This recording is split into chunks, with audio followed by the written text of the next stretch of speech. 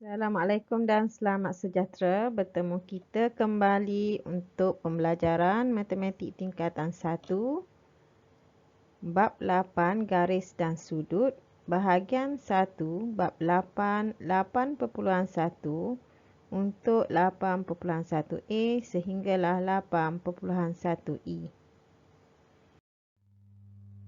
8.1 garis dan sudut. Pelajar-pelajar boleh merujuk kepada buku teks muka surat 170. Dalam 8.1 kita akan mempelajari 8.1a, apakah kekongruenan tembereng garis dan kekongruenan sudut. 8.1b, bagaimanakah anda menganggap dan mengukur saiz tembereng garis dan sudut. 8.1c, apakah sifat sudut pada garis lurus, sudut refleks dan sudut putaran lengkap. 8.1d, apakah sifat sudut pelengkap, sudut penggenap dan sudut konjugat. Dan 8.1e, bagaimanakah anda menyelesaikan masalah. 8.1a, kekongruenan tembereng garis dan kekongruenan sudut. Pelajar-pelajar boleh merujuk kepada muka surat 170. Kita lihat kepada penuakaan 1. Dua tembereng garis dipaparkan sentiasa sama panjang. Tembereng garis yang sama panjang disebut tembereng garis kongruen. Kita lihat kepada gambar ajar. Di sini kita lihat dua tembereng garis mempunyai saiz yang sama panjang, iaitu 4.92. Jadi apabila saiz yang sama panjang, maka kita akan sebut tembereng garis kongruen. Iaitu kongruen itu bermaksud sama.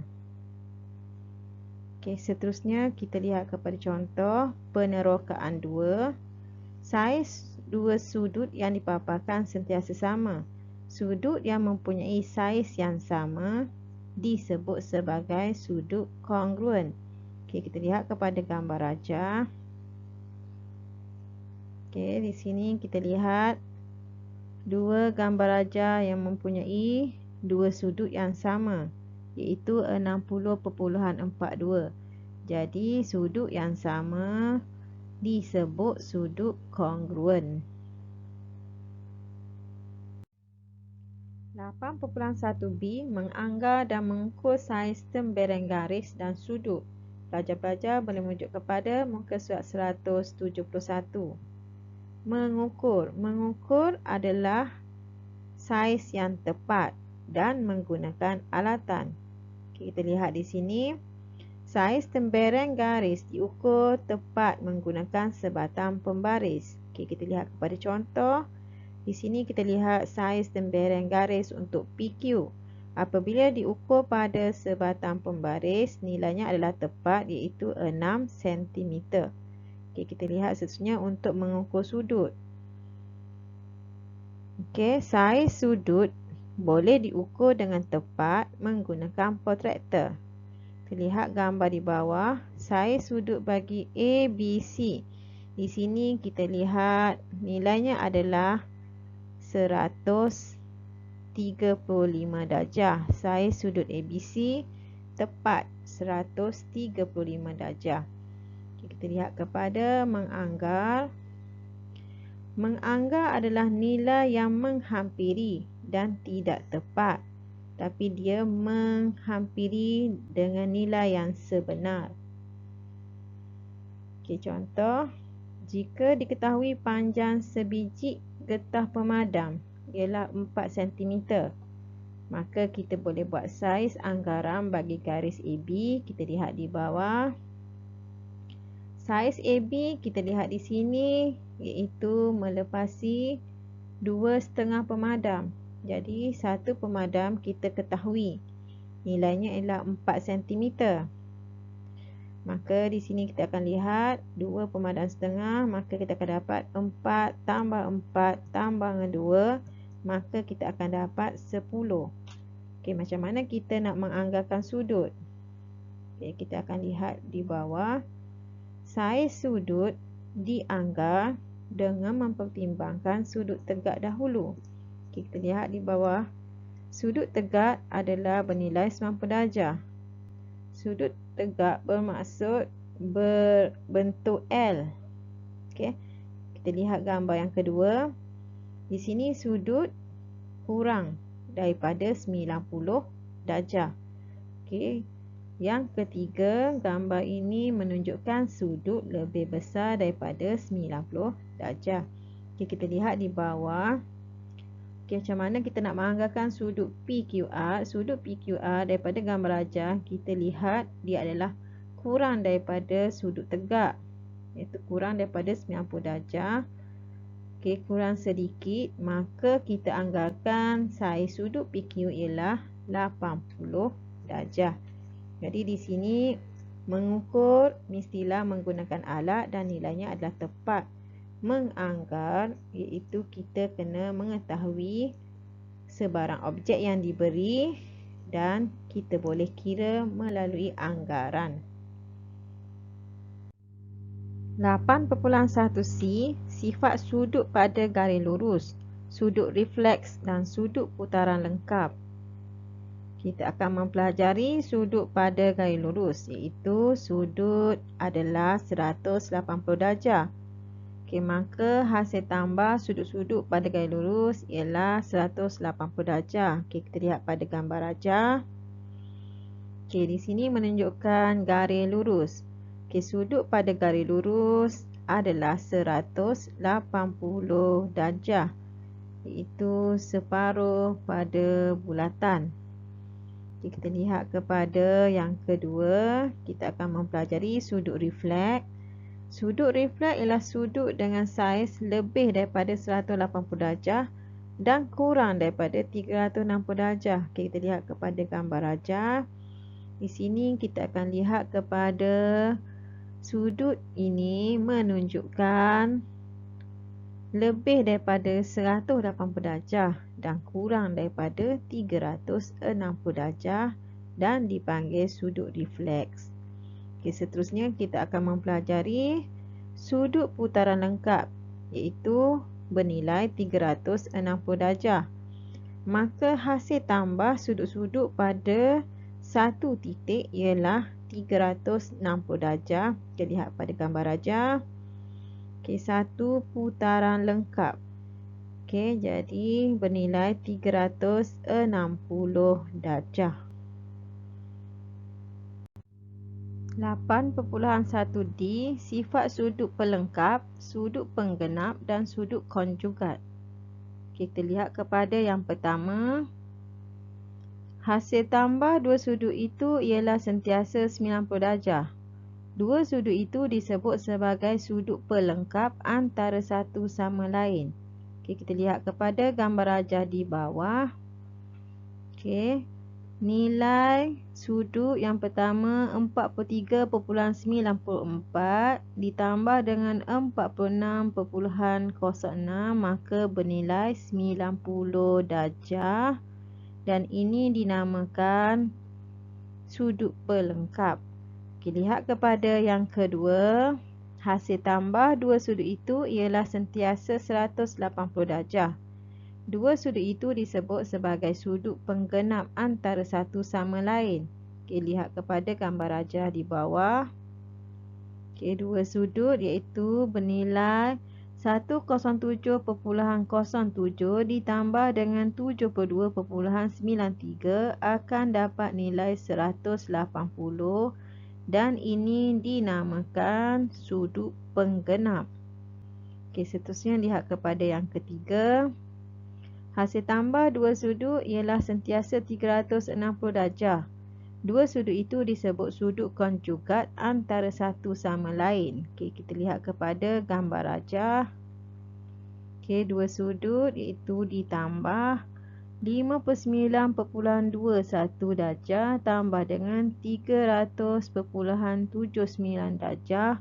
Maka kita akan dapat 360 darjah dan ini dinamakan sudut konjugat. 8.1i menyelesaikan masalah. Pelajar-pelajar boleh merujuk kepada buku teks muka surat 175. Terlihat kepada contoh. Okey, soalan di sini. Dalam rajah di sebelah P dan 54 ialah sudut pelengkap. Diberi P dan Q ialah sudut penggenap dan sudut konjugat bagi R ialah 260 darjah. Hitungkan nilai P, Q, R dan juga S. Okay, kita lihat kepada gambar rajah dan selesaikan penyelesaian masalah. Penyelesaian yang pertama, kita lihat kepada maklumat penting iaitu P dan 54 ialah sudut pelengkap. Dan kita akan tulis di sini P tambah dengan 54 sama dengan 90 darjah. Iaitu sudut pelengkap. Kita boleh rujuk kepada gambar rajah. Kita fokus kepada P dan 54 iaitu sudut pelengkap 90 darjah. Dan kita akan kira di sini untuk mendapatkan nilai P. Dan kita akan alih nilai positif 54 ke kanan. Daripada positif akan ke kanan menjadi nilai tolak. Kita akan dapat nilai P sama dengan 90 tolak dengan 54 akan dapat 36 darjah. Seterusnya kita selesaikan yang kedua. Kita lihat kepada perkara penting. Okay, P dan Q ialah sudut penggenap. Okay, kita akan tulis di sini P tambah dengan Q sama dengan 180 darjah merupakan sudut penggenap. Dan kita boleh rujuk kepada gambar rajah. Kita fokus kepada P dan Q. Okey. Sini bernilai 180 darjah kerana sudut penggenap. Okey, nilai P kita telah perolehi iaitu nilai 36 dan kita gantikan dengan nilai P adalah 36 tambah dengan Q sama dengan 180 darjah. Jadi untuk dapatkan nilai Q, kita akan bawa nilai 36 ke kanan. Dalam keadaan tambah, maka ke kanan akan menjadi tolak. Kita akan dapat Q sama dengan 180. Okey, tolak dengan 36 akan dapat 144. Seterusnya kita lihat kepada ayat seterusnya iaitu sudut konjugat bagi R ialah 260 darjah. Maka kita akan tulis di sini R tambah dengan 260 sama dengan sudut konjugat iaitu 360 darjah. Kerana untuk sudut konjugat, hasil tambah dua sudut itu ialah sentiasa 360 darjah. Dua sudut itu disebut sebagai sudut konjugat antara satu sama lain. Okey, jadi penyelesaian di sini, kita akan cari nilai bagi R. Kita akan dapat R kita iaitu 360 darjah ditolak dengan 260. 260 dibawa ke kanan bersamaan dengan 100 darjah. Okay, kita lihat kepada nilai yang dicari seterusnya iaitu nilai bagi S. Okay, nilai bagi S. Nilai bagi S kita boleh rujuk kepada gambar rajah dan kita boleh guna sudut putaran lengkap kerana nilai-nilai lain telah diperolehi. Okay, di sini kita akan dapat S tambah dengan 100, 144, 36, 54. Iaitu putaran lengkap adalah 360 darjah. Kita rujuk kepada gambar rajah. Kita boleh guna konsep penambahan sudut-sudut. Sudut putaran lengkap bernilai 360 darjah. Jadi di sini kita akan lihat S tambah dengan 100. 100 adalah nilai bagi R. Okey.